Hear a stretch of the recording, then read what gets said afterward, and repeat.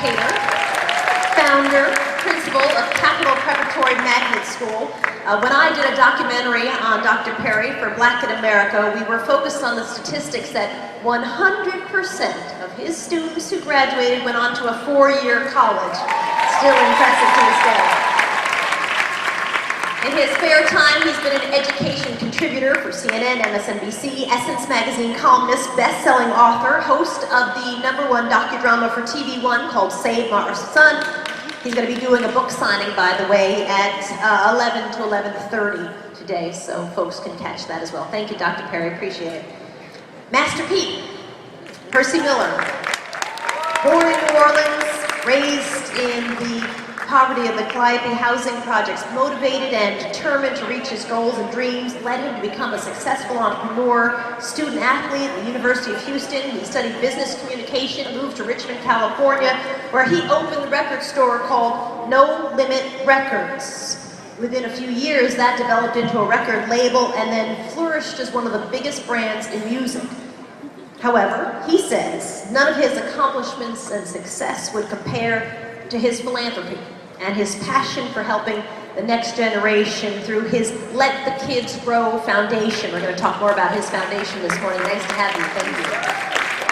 Amir Baraka has achieved acclaim on the small screen in HBO's Treme, set in his native New Orleans, then on the big screen alongside Academy Award winner Forrest Whitaker in My Own Love Song.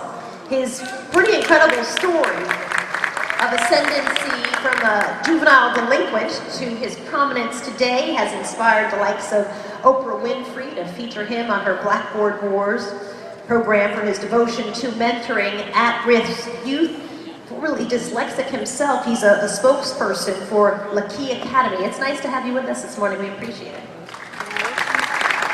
Devon Franklin, Senior Vice President of Production at Columbia Pictures, where he spearheads some of the studio's most successful films, including Karate Kid, Jumping the Broom, Sparkle. You may have heard of all of those. Currently, he's producing Heaven is for Real, based on the New York Times bestseller. He's also the author of Produced by Faith, an inspirational and motivational self-help book that chronicles his outlook on life and reflects his experiences in the entertainment industry. He also is going to have a book signing for Produced by Faith, and that's on Sunday from 4 p.m. to 5 p.m., so take note of that. And last but certainly not least, our host in the city of New Orleans for this entire weekend is the city's mayor, Mayor Mitch Landrieu. He was sworn in as the 61st mayor of New Orleans in 2010 with a clear mandate to usher in an era of peace and prosperity for the people of New Orleans. Since he has taken office, he's been working to make the city safer, promote economic development, job creation, critical infrastructure growth, capital improvements. He previously served as a lieutenant governor of Louisiana and as a state legislator. It's nice to have you all with us on the panel today. Thank you for joining me. So, Mr. May, you were able to not only get out of a tough neighborhood, but go on to become incredibly successful and at a relatively young age, be giving back. Well, I think the thing with me that I got to look at, I got to give glory to God too. Just like, it's without Him, we are lost, and it's responsibilities that we have to take. And I grew up in the Calliope projects with Amir, and I was able to see life and understand, it's feeding that positiveness to kids. Somebody told me, this was an old lady in the project told me, said, bright eyes, you're gonna be a star. And I took that and I said that I'm gonna be a star. I'm not looking back. This is not where I'm gonna live forever. This is not what I call home. I'm only visiting here right now. I can do better. I can be better. I'm not gonna let somebody tell me I can't. And every time somebody told me, you're not gonna be able to do something, it made me and motivated me to go out there. But it takes you as an individual. I don't blame my mama, my daddy. Any mistakes I made in life, I blame me. And I think us as individuals, if you want to make it out of poverty, you have to have a passion in life to say, I'm never going to give up. I'm going to get out there. And I even had to break those cycles that we had in our family, was poverty, drugs, and alcohol. But I looked at those things and said, you know what?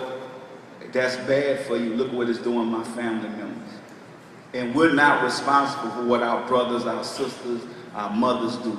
And I'm here a living witness that if you work hard, you can make it out of this environment. And education, like Miller said, education is a key factor. As a parent, my grandfather, my father, my mother, my grandmother, they instilled that into me. They walked me to school. We got to walk our kids to school because on the way home, on the way there, they might bump into some bad people.